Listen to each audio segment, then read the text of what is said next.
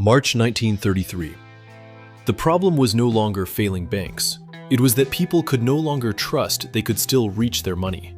So the government closed the banks for about a week. Not because the panic had passed, because open doors were now helping it spread. By then, this was no longer just about weak banks on paper. Depositors were pulling cash. Reserves were draining. States had already begun shutting banks on their own. Every institution that stayed open risked becoming the next place the run would hit. That was the real trap. The system still had deposits on paper.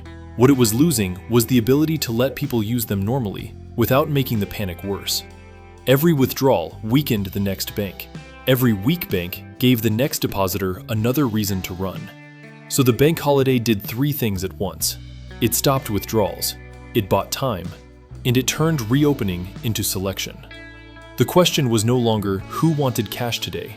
It was which banks would be allowed to open at all. That was the switch. Control moved away from local confidence and toward federal permission. Banks did not reopen because fear simply faded.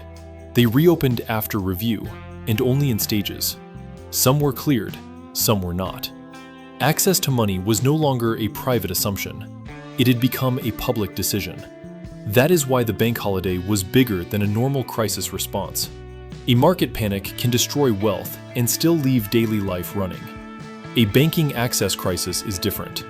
Once people doubt they can still reach their money, the system starts to stop. So the government shut the doors first, then decided which doors could open again.